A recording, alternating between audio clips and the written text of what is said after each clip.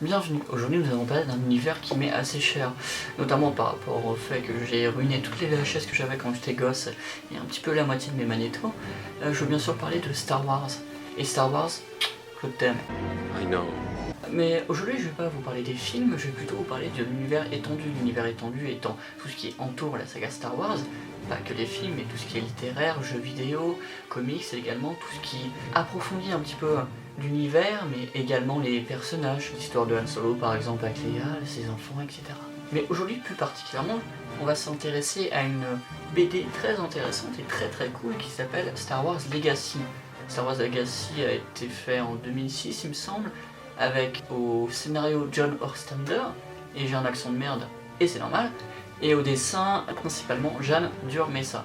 L'histoire de Star Wars Legacy se base 37 ans après la bataille de Yavin, qui est un point culminant de l'univers de Star Wars qui sert de point zéro, c'est-à-dire 37 ans après Star Wars épisode 4, donc le tout premier. Nous suivons donc le personnage de Kate Skywalker, le descendant des Skywalker actuels, qui après l'extermination des Jedi et la mort de son père devant lui, décide de s'enfuir et de devenir chasseur de primes. Et en toile de fond, nous pouvons voir également une guerre civile qui éclate, notamment dû à un coup d'état de l'Empire, supporté par le nouvel ordre des Sith, nous y reviendrons plus tard. Tout ceci nous permettant d'avoir justement une espèce d'intrigue politique tentaculaire. Les points forts de cette BD, celle-ci, Star Wars Legacy, qui est très classe, qui est d'ailleurs édité en France par Delcourt, à qui on peut dire merci parce que c'est assez de qualité, la couverture dure, etc.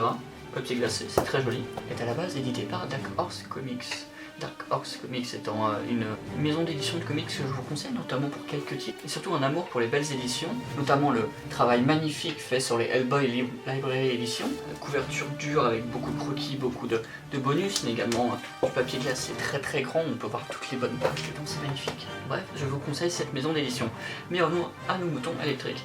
L'un des points forts de cette BD, justement, c'est son personnage, Kate Skywalker, qui est à la fois complexe et charismatique. Complexe parce que la problématique propre au Skywalker, qui souligne justement cette tentation du côté obscur, comme on a pu le voir avec Anakin, Dark Vador ou Luke encore, Kate justement souligne cette problématique du côté obscur, floutant un petit peu la frontière entre les deux côtés, et surtout n'hésitant pas à piocher du côté obscur et du côté lumineux. Kate Skywalker est un personnage très intéressant, comme ses ancêtres, notamment le massacre des Jedi, mais aussi la mort de son père l'ont beaucoup marqué et traumatisé. D'ailleurs, c'est un des points culminants de sa vie, puisqu'il décide de se retirer de la vie de Jedi en devenant un chasseur de primes, comme je l'ai dit. Mais il décide aussi de couper tout lien avec la Force, refusant d'utiliser la Force, bien sûr, mais également les sabres laser. Pour se couper de la Force, il utilise ce qu'on appelle des bâtons de mort. C'était une drogue très intense qui tue la plupart des mortels. Cette drogue lui permet également de couper les liens avec les fantômes du passé, mais également le fantôme de Luke Skywalker, qui, à travers la Force, comme Qui-Gon par exemple, Yoda, ou à la fin de Star Wars, le retour du Jedi, Anakin Skywalker qui revient, est un fantôme de la Force,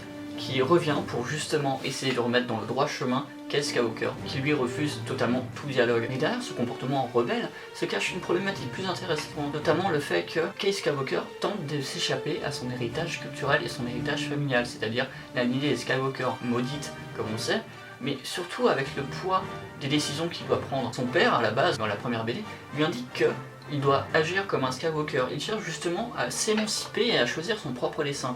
Le titre donc de Star Wars Legacy est très bien choisi et totalement explicite. Kyle est également très charismatique et assez badass, je dois l'avouer, notamment dans ses sarcasmes, dans son comportement, et dans le fait qu'il n'est pas un béni oui-oui, un mec totalement nunuche qui dit oui à tout et qui est là pour aider les gens. Ce n'est pas un Jedi du côté lumineux, ce n'est pas un Jedi du côté obscur. C'est un mec qui est là, qui cherche juste à faire son destin et à vivre. Un personnage que j'aime beaucoup, surtout un anti-héros très appréciable, même si parfois égoïste, et surtout pas très cool. L'autre point fort de ce comics se trouve dans le personnage de Darkrai.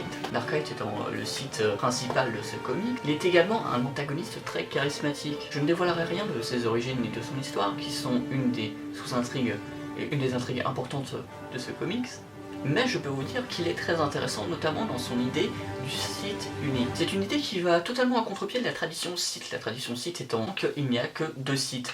Un ayant le pouvoir, le deuxième voulant l'acquérir. Nous avons donc une relation maître-élève, mais plutôt morbide. L'élève, au final, tuant toujours son maître pour avoir le plus de pouvoir possible. Son idée, à lui, qui est d'ailleurs considérée comme une hérésie comme pour la plupart des Sith, dont les fantômes des Sith qui sont enterrés à Korriban, son idée à lui est totalement différente. Pour lui, il n'y a qu'un seul Sith, une armée de Sith qui ne forme qu'un, une armée puissante et létale. Nous avons donc dans ce comics plusieurs maîtres Sith. Ça nous permet d'avoir des combats très intéressants avec des entités tout à fait reconnaissables, surtout des méchants vraiment cool. La principale force majeure de ce comics, c'est le dessin, qui est à mes yeux magnifique. Bien sûr, ça reste du dessin de comics, hein, c'est pas non plus du Moebius, mais le dessin est très joli. Et surtout, il a une qualité magistrale dans ce comics-là, qui est de rendre l'action tout à fait fluide et lisible. Ou avec des combats au sabre, retranscrire l'intensité et la puissance des combats au sabre, c'est très compliqué sur papier.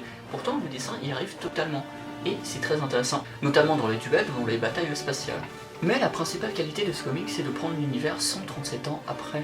Nous avons donc une situation nouvelle, avec un univers inspiré des Star Wars originels, mais aussi de l'univers étendu, comme vous pourrez le constater à la lecture, mais qui ne nous perd pas justement, parce que nous sommes en terrain connu, mais en même temps dans un univers que nous pouvons découvrir. Nous retrouvons bien sûr des clins d'œil, également des guest stars. À un moment, il y a un petit combat Dark Vador Skywalker qui est absolument prenant. Une des bonnes idées aussi de cet univers, c'est d'introduire un juste milieu entre le côté lumineux et le côté obscur, le Jedi gris, que vous avez pu peut-être connaître dans KOTOR 2, avec le personnage Kira, je vois, qui justement se trouvait entre les deux, vivant sa vie de Jedi sans se soucier du côté lumineux et du côté obscur. Mais dans l'univers de Star Wars Legacy, les Jedi gris ne sont pas neutres. Ils sont en fait pour l'Empire, ils travaillent pour l'Empire et servent l'Empire, leur destin étant lié justement à cette représentation politique. Ce sont comme des chevaliers un petit peu pour l'ordre d'Arthur par exemple. Il est également utile de préciser que l'Empire n'est pas comme l'Empire de l'Empire contre-attaque avec Palpatine ou Dark Sidious. Non, c'est un empire beaucoup plus politique et peut-être plus paisible dans le sens où il ne cherche pas à génocider la moitié des gens. En conclusion, Star Wars Legacy est un comics que je conseille énormément pour ses thématiques de Cade et le côté obscur, le personnage charismatique, l'action frénétique, puissante, mais toujours lisible, mais également pour justement voyager dans l'univers étendu de Star Wars 137 ans après le point de départ que nous connaissons et que nous avons tous aimé, à part les gens qui n'ont pas de goût. Mais ça arrive et il faut respecter, c'est pas grave. C'est tout pour cet épisode assez court, mais je voulais parler justement de cette BD. Star Wars 7 sortant bientôt et je suis assez excité par rapport à ça. Je voulais surtout parler de l'univers étendu de Star Wars, un univers très peu connu par certaines personnes, qui mérite d'être creusé de fond en comble, tant il y a des perles et tant il y a des choses intéressantes à découvrir. N'hésitez pas à vous abonner, à commenter en bas de cette vidéo ou à me suivre sur Twitter. Allez, salut!